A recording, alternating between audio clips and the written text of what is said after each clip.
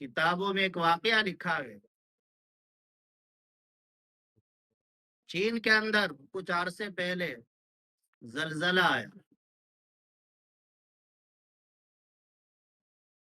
اس زلزلے میں بہت سے لوگ انتقال کر گئے اور بہت سی بلڈنگیں گر گئی. تو ایک ملبے کے نیچے سے ایک خاتون اور ایک بچے کو نکالا گیا بے ہوشی کی حالت. خاتون اور بچہ دونوں صحیح سلامت، لیکن خاتون کی 10 یہ انگلیاں جو ہاتھ کی ہے، 10 انگلیاں، 10 کی 10 انگلیوں میں نشان ہے، کاٹنے کے نشان ہے، اور ان سے خون نکلا ہوا ہے.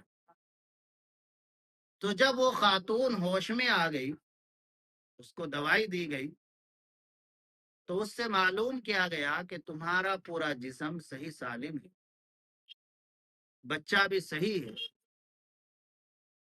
لیکن یہ 10 انگلیوں کے پوروے یہ زخمی کیوں ہے؟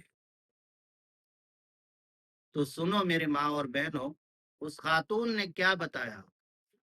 اس خاتون نے بتایا، جب زلزلہ آیا میں اپنے بچے کو لپیٹ کر ایک کونے میں بیٹھ گئی، اور میں نے کوشش یہ کی کہ اگر یہ بلڈنگ گر بھی گئی تو میں اور میرا بچہ محفوظ رہ سکے. اب وہ محفوظ تو رہے ہم، لیکن بچے کو بھوک لگتی.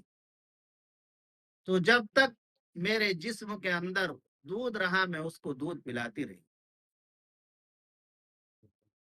پھر جب دودھ ختم ہو گیا تو میں اپنے بچے کو اپنی زبان چٹاتی رہی، اپنی زبان اس کے منہ میں ڈال دیتی تھی. پھر بچہ پریشان ہوتا، کوئی کھانے پینے کی چیز وہاں نہیں تھی. تو میں نے سوچا کہ میرے جسم میں ابھی خون تو موجود ہے، میں اپنے بچے کو اپنا خون تو پلا سکتی ہوں. تو میں اپنی ایک ایک انگلی کو اپنے دانتوں سے کاٹتی تھی اور اس بچے کو پلاتی تھی اپنا. اس طرح 10 دن گزرے. جتنے بھی دن گزرے تو میں نے 10 اپنی انگلیوں کا خون اپنے بچے کو پلاتی رہی. پھر ایک وقت آیا کہ بچہ بھی بے ہوش ہو گیا اور میں بھی بے ہوش ہو گئی. آپ سوچئے کہ ماں کے دل کے اندر اللہ نے کیسی محبت رکھی. وہ اپنا سب کچھ بچے کے لیے قربان کر دیتی ہے.